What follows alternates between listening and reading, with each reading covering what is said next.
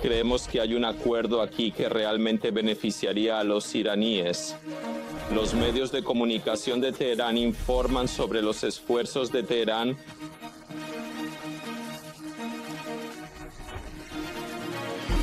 para reducir la soledad de los hutíes y Washington. El Journalist Post dice que Irán quiere negociar con Estados Unidos con este fuego. Las protestas generalizadas contra la posible decisión de Trump de usar otros nombres en lugar del Golfo Pérsico, varios partidos políticos han criticado y expresado preocupación. Y con la continuación de la unidad hindú-pakistaní, Nueva Delhi dice que atacará más puntos. Islamabad dice que no se quedará sin una solución. Desde el estudio de Iranian International, esto es 24 con Farahzan.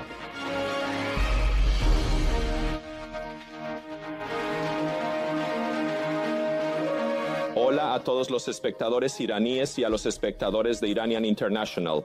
En los minutos antes de The Times, la Embajada de Israel en Londres publicó un informe dirigido a un plan terrorista relacionado con la República Islámica. Este informe, además de algunos informes relacionados con Irán en Gran Bretaña, ha sido publicado en respuesta a ataques terroristas. Al mismo tiempo, los informes se basan en el hecho de que el embajador iraní en Londres, después de la guerra, después de la liberación de Mandano, funcionarios iraníes en el Ministerio de Asuntos Exteriores británico, la embajada de Irán leyó esto de manera respetuosa y dijo que el embajador iraní en esta reunión se enfatizó la necesidad de respetar los derechos de los funcionarios liberados. Muchas gracias. Sí, incluso antes de estos ataques, en relación con este posible ataque a la embajada israelí, sabes que la declaración de terrorismo en el Parlamento británico se creó en los acalorados debates en el Parlamento británico y es probable que este último cambio continúe en estos debates. Y hace un año, especialmente después del comienzo de la guerra en Gaza, el compromiso de Israel con Irán y Hezbollah, las autoridades de seguridad británicas también habían anunciado que existe la posibilidad de que estas guerras tengan un cierto efecto en Gran Bretaña, porque Irán puede intentar atacar los intereses de Israel o Gran Bretaña misma intentará atacar los intereses de Israel apoyando a Israel. Y parece que esta predicción fue correcta. Y estos informes que se publicaron el sábado dicen que fue unas pocas horas antes del ataque que estas personas querían llevar a cabo contra la embajada israelí. Aunque al principio los medios dijeron que iban a atacar una sinagoga judía, hoy el Times dice que el objetivo de estas personas era la embajada israelí. La embajada israelí en casi todas las partes del mundo, Gran Bretaña, están bien protegidas. Los propios israelíes tienen servicios de inteligencia fuertes. Los servicios de inteligencia británicos también son bien conocidos. En el pasado, tales medidas han sido intentadas por algunos países asiáticos y la República de África. Pero ¿por qué crees que Gran Bretaña, considerando los desarrollos que probablemente tuvieron tales operaciones, de hecho, la República Islámica tiene la capacidad y las células necesarias en todos los países europeos y occidentales? Los informes que vi aquí indicaban eso. En los últimos años, especialmente después del Tribunal de Mykonos, la República Islámica había comenzado a usar bandas mafiosas y grupos organizados llamados el Dawayorm, y el gobierno iraní está utilizando de manera similar los mismos métodos que usó en los años 90 y 80. Probablemente la República Islámica ha cruzado esta colínea y en las noticias que se publicaron hoy y el hecho de que una de estas personas tiene una relación muy cercana con la República Islámica y su Beta familia es un inversor muy grande en Irán y tiene muchos talleres e industrias. ¿Por qué eligieron a Gran Bretaña en este momento especial? Solo puedo relacionarlo con el hecho de que sintieron que la atmósfera política aquí no es culpa de la República Islámica, sino de las diferencias internas en el Parlamento respecto a la criminalización del terrorista Qalamgi, y la República Islámica podría haber tenido más oportunidades para hacerlo en los últimos años. Gracias, señor. Cameron Matin, profesor de Relaciones Internacionales en la Universidad de Sussex, desde Brighton, con el vicepresidente de Israel, Abbas Araghchi, dice que el ministro de Relaciones Exteriores de Irán y el representante de Trump han contactado para una negociación inmediata.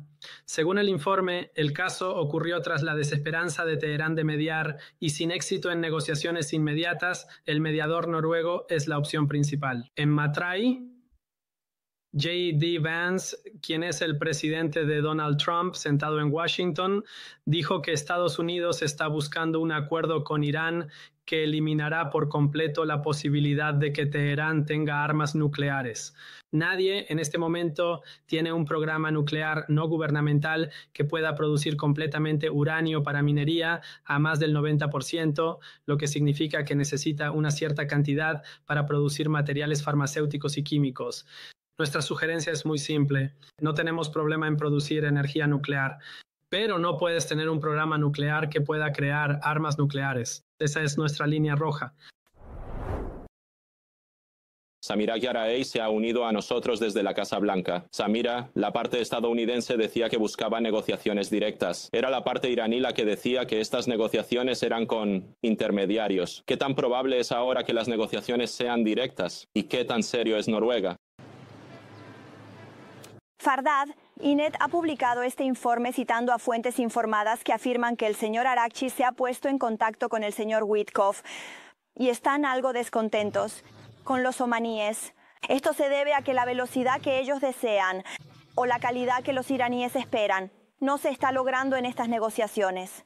Se ha puesto en contacto con el señor Witkoff para poder tener negociaciones directas. Anteriormente habíamos escuchado repetidamente de parte de los Estados Unidos que las negociaciones debían ser directas. La parte de la República Islámica insistía en que las negociaciones fueran indirectas, pero ahora INET dice que lo que la República Islámica esperaba de la mediación de Omán no se ha cumplido. Esto es a pesar de que la elección de Omán fue en realidad una propuesta de la República Islámica y había un historial positivo. Omán ya había mediado anteriormente en 2013. Fue el anfitrión de las negociaciones directas y secretas entre Estados Unidos e Irán. Ahora INET ha publicado este informe y dicen que la República Islámica tiene en mente, si no se logra lo que desea, seguir este asunto a través de Noruega. Anteriormente aquí el señor Trump fue anfitrión del primer ministro de Noruega hace apenas un mes. Estados Unidos tiene una buena relación con Noruega. Habrá que ver cuán serio es eso. Por otro lado, parece que esta discusión sobre la cuarta ronda, no sé, hace unos días el señor Baghai dijo que estamos revisando las propuestas de Omán sobre la continuación de las negociaciones. No, la fecha de la cuarta ronda. Ahora, ¿cuán serios están los omaníes en contacto con los estadounidenses para llevar a cabo la cuarta ronda? ¿Está la República Islámica insatisfecha con esa seriedad? Estas son todas preguntas que no están claras. En cualquier caso, este es el informe que tenemos ahora, que el señor Araghchi quiere hablar directamente con el señor Witkoff. Anteriormente esto podría haber sido considerado una línea roja por Ali Khamenei, que no negociaran directamente, pero por otro lado, los esfuerzos continúan para que la estrategia de Estados Unidos en relación con la cuarta ronda de conversaciones sobre las negociaciones con Irán se aclare más. Desde el lado de Israel, el señor Dermer, ministro de Asuntos Estratégicos, ha venido aquí hoy. Se suponía que se reuniría con funcionarios del Ministerio de Relaciones Exteriores y con funcionarios de la Casa Blanca. Se suponía que se reuniría con el señor Witkoff para escuchar lo que Estados Unidos tiene en mente. También están las declaraciones del señor Vance. El señor Vance ha hablado hoy aquí en Washington en la Conferencia de Seguridad de Múnich que se ha celebrado aquí en Washington. Habló durante casi 5 minutos sobre el programa nuclear de Irán y las expectativas de Irán respecto a las negociaciones y durante este tiempo el señor Vance ha estado en un campamento, en una campaña junto con el señor Witkoff, en interacción con el señor Rubio, quien defiende que se le otorgue a la República Islámica el derecho a enriquecer uranio para que se logre un acuerdo. Es decir, están tan interesados en alcanzar un acuerdo. El campamento de Witkoff y Vance, que están dispuestos incluso a otorgar a la República Islámica el derecho a enriquecer uranio. Hoy en sus comentarios mencionó puntos que son bastante interesantes y que de hecho acercan la posición del señor Vance a la del señor Rubio. Como resultado, las posiciones de los Estados Unidos parecen más unificadas. El señor Vance dice que la República Islámica puede tener capacidad o energía nuclear, pero no puede tener un programa nuclear. No hay ningún país en el mundo que tenga toda la infraestructura de enriquecimiento a su disposición. Es decir, si decide, puede enriquecer hasta el 90% y luego no llegar a la bomba. La República Islámica no puede tener esto, pero puede tener capacidad nuclear pacífica. Puede incluir la propuesta del señor Rubio. Esta declaración del señor Vance de que la República Islámica debería importar uranio enriquecido puede incluir que no se permita a la República Islámica usar ninguna centrífuga excepto la IR-1, cuyo proceso de enriquecimiento es extremadamente lento. Y la República Islámica no puede alcanzar el enriquecimiento del 90% con ella. Gracias a ti, Samira Garay, mi colega desde la Casa Blanca con nosotros.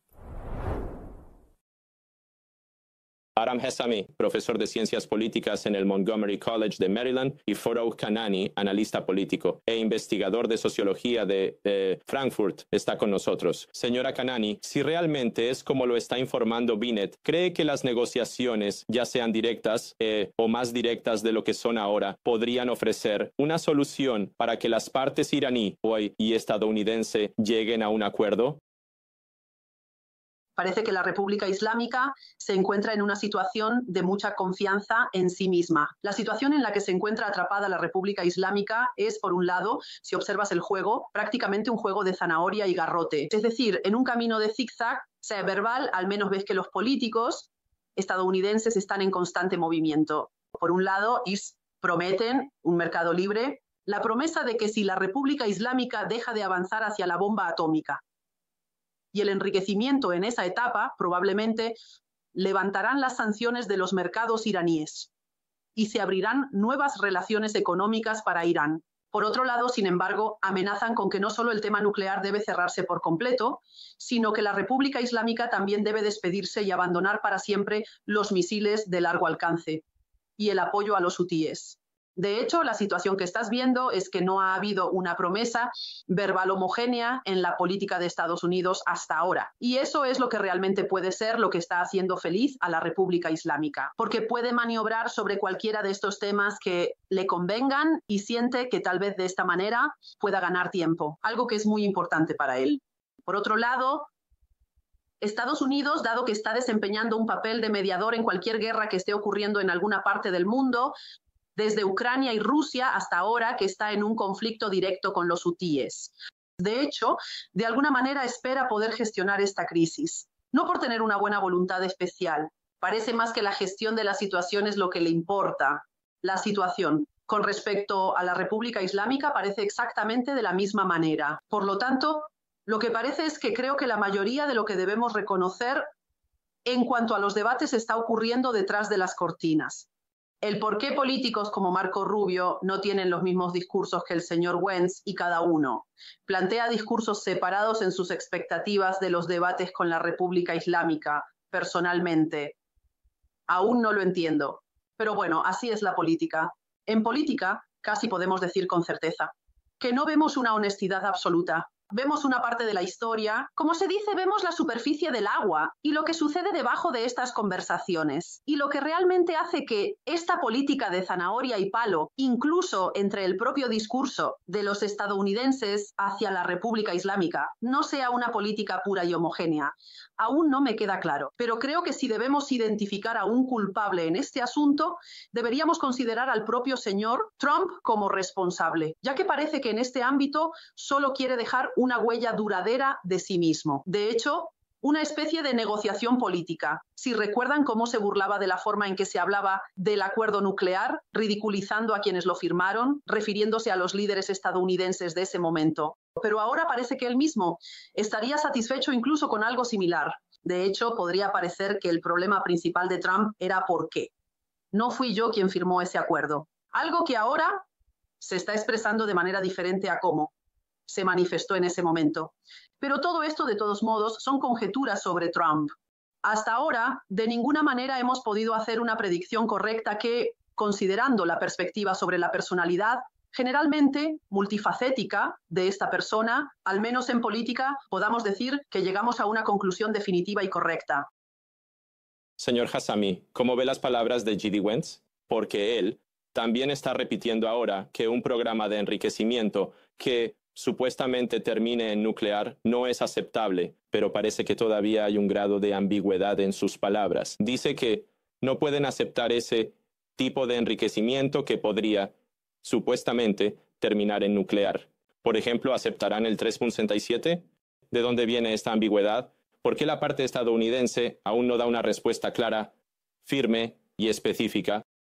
Bueno, ahora el tema se ha inflado mucho, se ha desglosado sobre esta discusión verbal y los discursos que utilizan, las narrativas que cuentan. Pero déjame hablar sobre las palabras de J.D. Vance. Miren, esto no es más que lo que, de hecho, el TNP, si no me equivoco, el artículo 5, 4 del TNP compromete.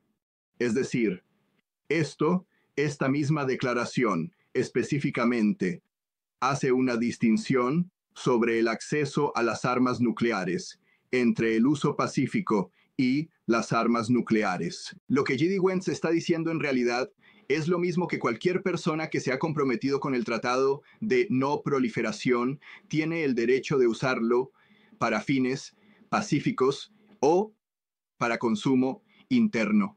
Ahora el enriquecimiento y luego el protocolo adicional del TNP y el tema de las inspecciones y cómo en realidad la delicadeza de este trabajo es si se puede verificar y cómo se puede hacer. Es un tema de debate. No, veo una contradicción aquí. Esto contradice mucho sus primeras palabras, que en realidad era el límite de que fuera el modelo libio. Bueno, ese modelo libio, en mi opinión, no está sobre la mesa ahora. Es decir, si pueden realizar el enriquecimiento por debajo del 14%, 3.6 es un derecho de todos los países que han firmado el protocolo. Así es como lo veo. Señora Kanani, el tiempo parece estar en contra de la República Islámica. Ese periodo de 2 meses que definió el señor Trump, aunque no está muy claro desde cuándo comienza y hasta cuándo termina, parece que finalmente está llegando a su fin. La próxima semana, el señor Trump también estará en el Medio Oriente. Parece que nos estamos acercando al último minuto de estas negociaciones. Si nos puede dar una evaluación basada en lo que ambas partes han publicado en los medios hasta ahora, ¿cuál es su estimación? ¿Realmente estamos cerca de un acuerdo? ¿O es más probable un enfrentamiento ahora? La verdad es que es muy difícil de predecir. Por lo tanto, la República Islámica ha dado una serie de consignas como que la energía nuclear es un derecho inalienable. Esta fue una consigna que escuchamos durante años. Pero estamos seguros de que si se trata de la supervivencia de la República Islámica, no le importa mucho el costo que ha salido del bolsillo del pueblo iraní durante estos años, que asciende a miles de millones de dólares. Y si es necesario, también lo dejarán de lado. Para ellos la supervivencia, naturalmente, constituye la prioridad del 1 al 100.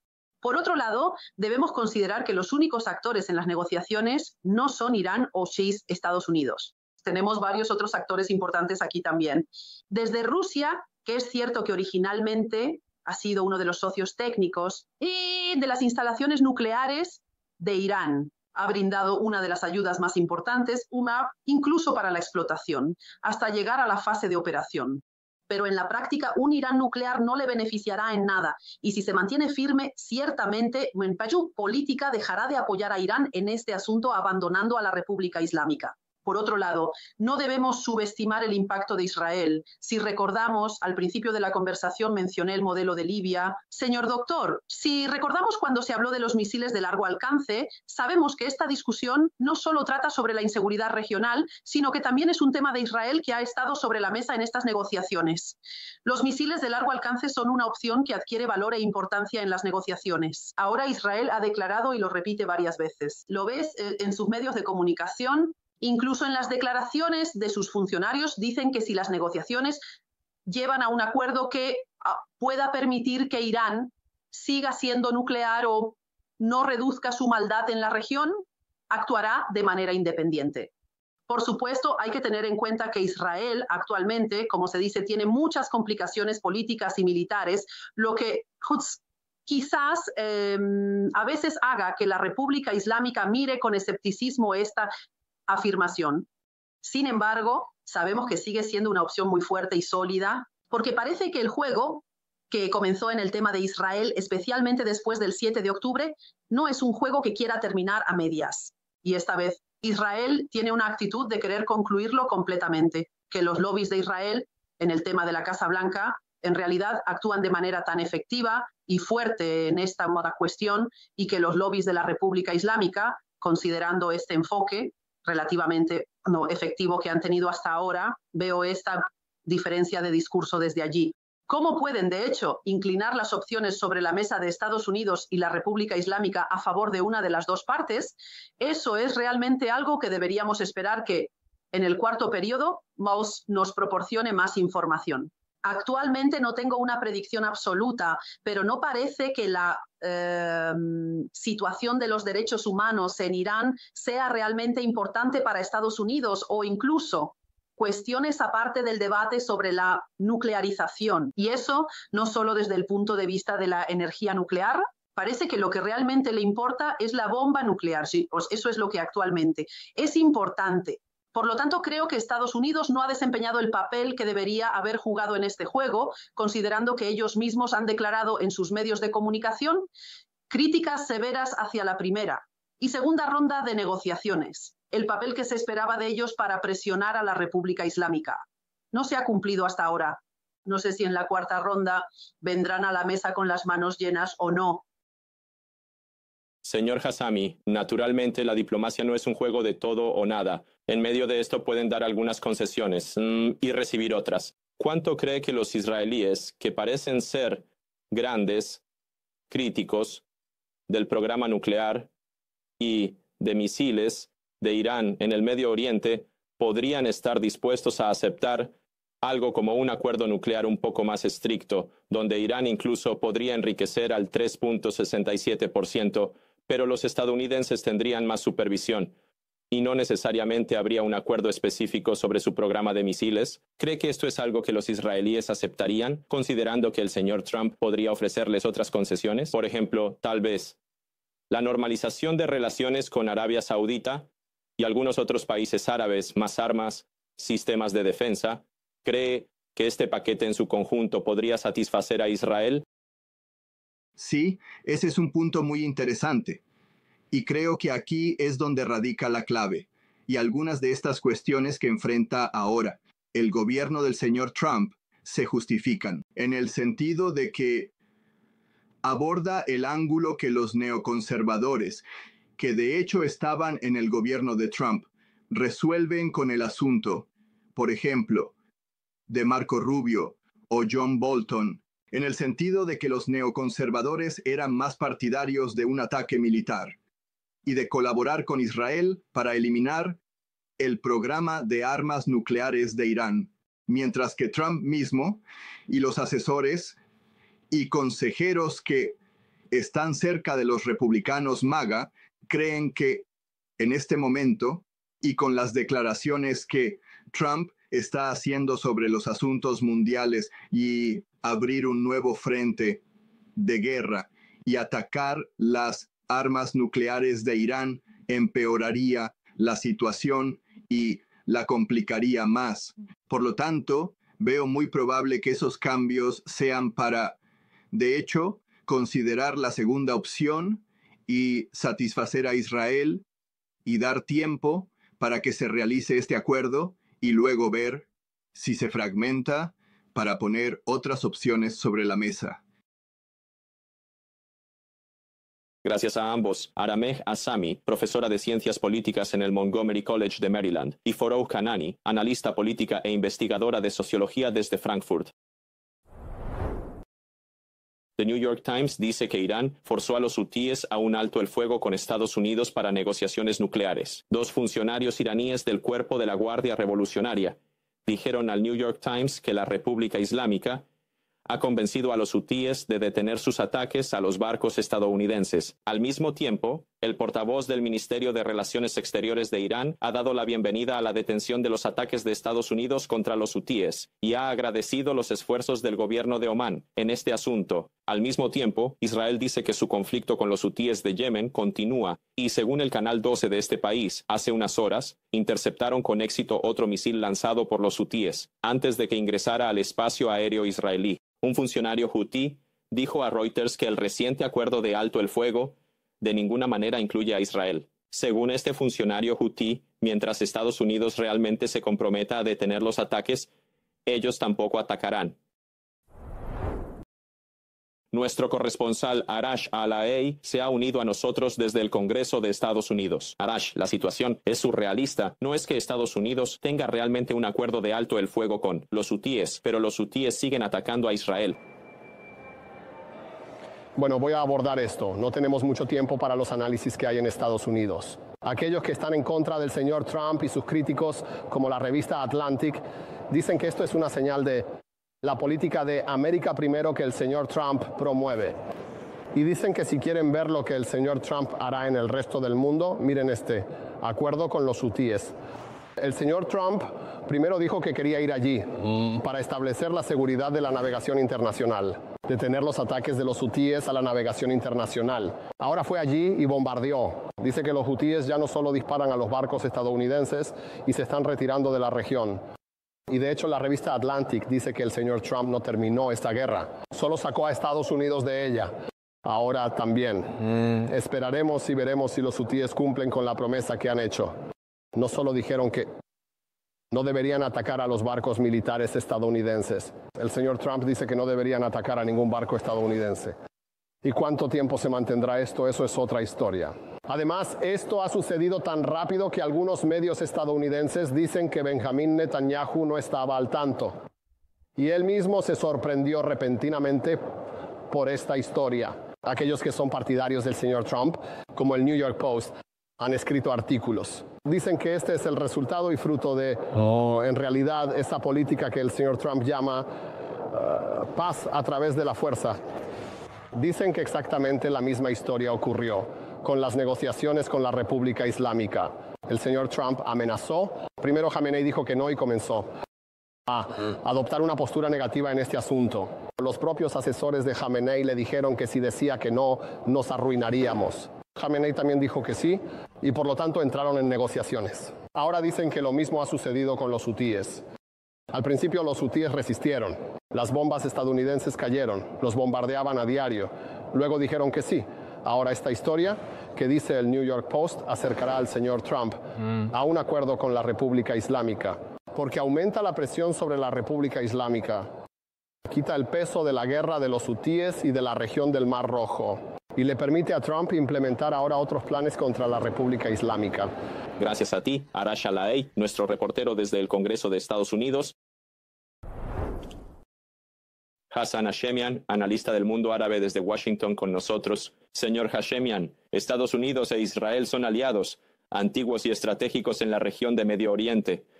¿Cómo es realmente posible que haya tantos ataques de los hutíes hacia Israel y luego el presidente en funciones de Estados Unidos diga que está bien, no nos ocupamos de los barcos estadounidenses y tampoco los atacamos? Incluso hace unos minutos llegó la noticia de que el señor Trump dijo que hemos infligido golpes severos a los hutíes. Ellos fueron muy resistentes y también mostraron mucha valentía. ¿Cómo realmente se puede interpretar esto?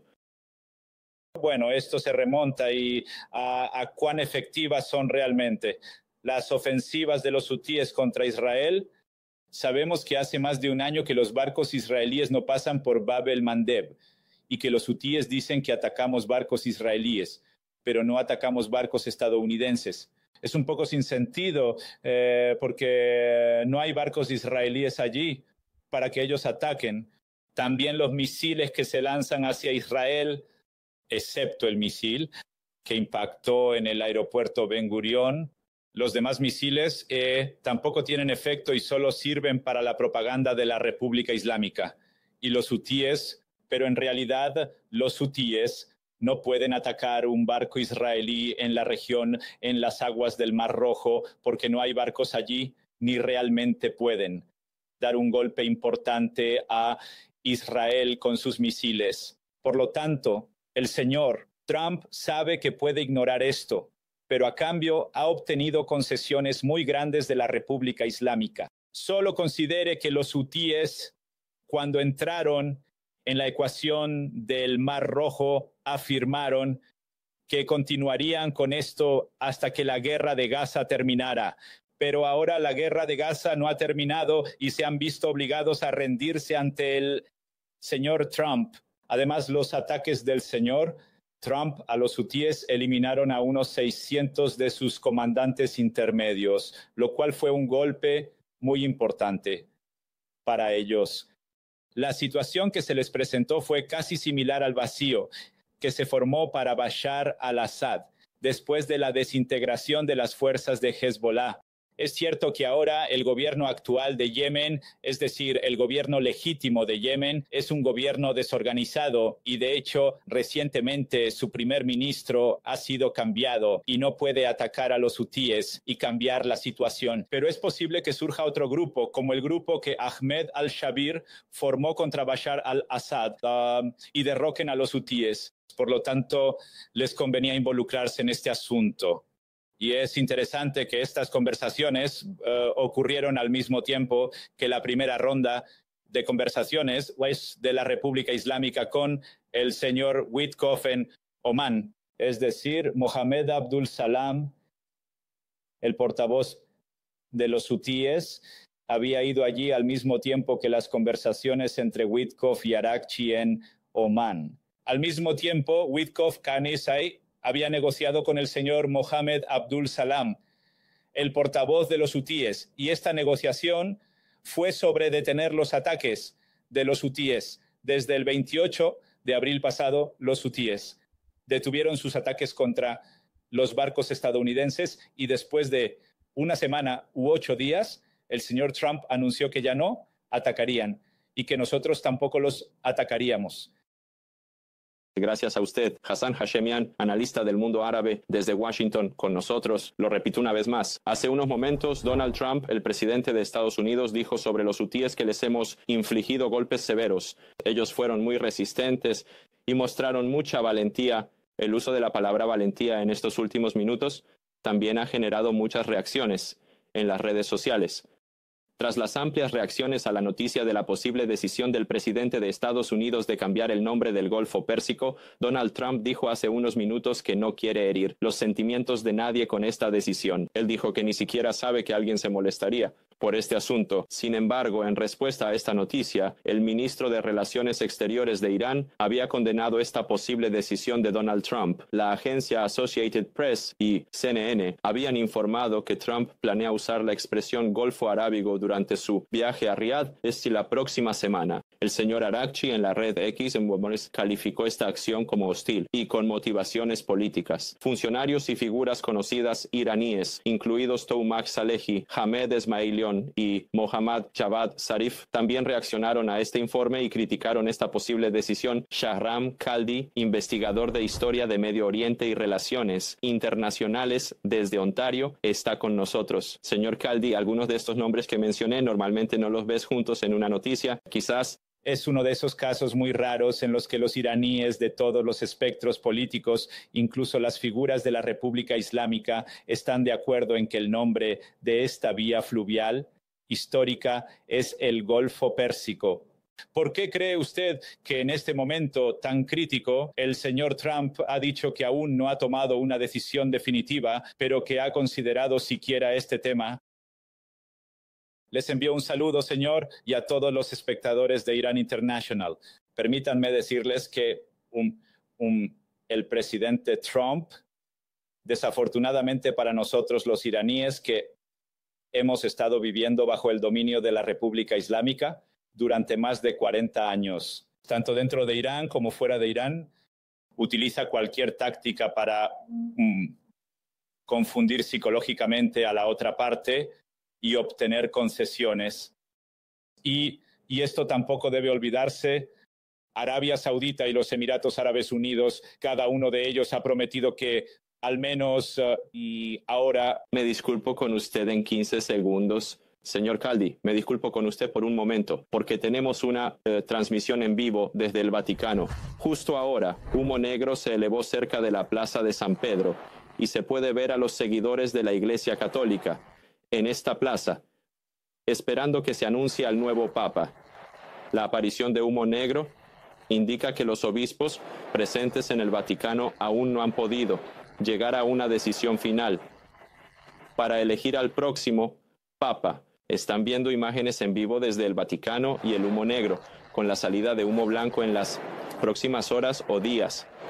En ese momento podemos estar seguros de que se presentará al próximo Papa. Lo siento, no estaba muy relacionado con nuestro tema, pero como eran imágenes en vivo, quería que las viéramos rápidamente. Señor Caldi, regreso a usted y a este tema controvertido del Golfo Pérsico y el Golfo Árabe que ha llenado las redes sociales iraníes en las últimas horas. Exactamente. Bueno, también hay que recordar que Arabia Saudita y los Emiratos han prometido que si sumamos todo, invertirán alrededor de $1 billón en los Estados Unidos en los próximos años. Ahora, la cifra puede variar y no está clara, pero al presidente Trump siempre le ha gustado que la parte que está dispuesta a ser generosa en realidad venga y colabore con los Estados Unidos en esta guerra de aranceles, especialmente, y luego pueda usarlo como una palanca de presión. En otro tema que en realidad sea el tema de las negociaciones nucleares. ¿Por qué no aprovechar ambos? Pero la pregunta que tengo como alguien que ahora conoce el abecedario legal y ha estudiado Derecho Internacional en la enseñanza de Relaciones Internacionales, instituciones internacionales, la pregunta que tengo es que ahora examinemos las reclamaciones de los Emiratos Árabes Unidos desde un punto de vista histórico, con todos los documentos y pruebas existentes sobre el hecho de que el gobierno de Irán siempre ha considerado estas áreas como parte de Irán, ya sea la República Islámica, la monarquía, los Qajars o los Pahlavi. ¿Qué quiere hacer con eso? Con los documentos de archivo de la Compañía de Petróleos de Irán y Gran Bretaña. Al final, Gran Bretaña tenía acciones como un estado imperial que en realidad apoyaba a estos países. Permítanme decirles, no eran países de jeques, eran puertos de jeques bajo el protectorado británico. En la Compañía de Petróleos de Irán y Gran Bretaña, en sus archivos, estas islas se consideraban parte de Irán. Digamos que no consideren todo esto, ni siquiera el presidente Trump. Básicamente, tampoco consideren el contrato o, de hecho, el memorando que se intercambió entre el gobierno Qajar y el gobierno británico en 1904-1905. Dejemos todo esto de lado. Desde 1971 en adelante, desde 1350 en adelante, Irán ha estado en control de estas islas y los jeques no llevaron este asunto a la Corte Internacional de Justicia. Por lo tanto, la pregunta que surge es, ¿qué busca realmente el presidente Trump? En mi opinión, está buscando una serie de cosas publicitarias y si quisiera que ocurriera tal cosa, que el presidente Trump dijera Golfo Árabe y luego, en su opinión, de alguna manera, al igual que la Unión Europea ha venido a decir que apoyamos la reclamación de los Emiratos sobre la isla. Esto también, de hecho, lo menciona de manera implícita. Entonces surgen problemas. Israel tendría que retirarse de los altos del Golán. La cuestión de Karabaj debería llevarse a la Corte Internacional de Justicia. ¿Qué quiere hacer el presidente Trump con Gaza? Todos estos asuntos se plantearán de nuevo en ese momento. Y en mi opinión, Irán, ya sea bajo el gobierno de la República Islámica o no, tendrá reclamos muy fuertes ya sea que su base sea la historia, el derecho o la fuerza. Gracias a usted. Ahora veo que el príncipe Reza Pahlavi también ha publicado algo en su red social y ha escrito: el patrimonio nacional de Irán no es negociable, con una foto del Golfo Pérsico junto a su propia foto. Gracias a usted, Shahram Khaldi, investigador de Historia de Medio Oriente y Relaciones Internacionales desde Ontario.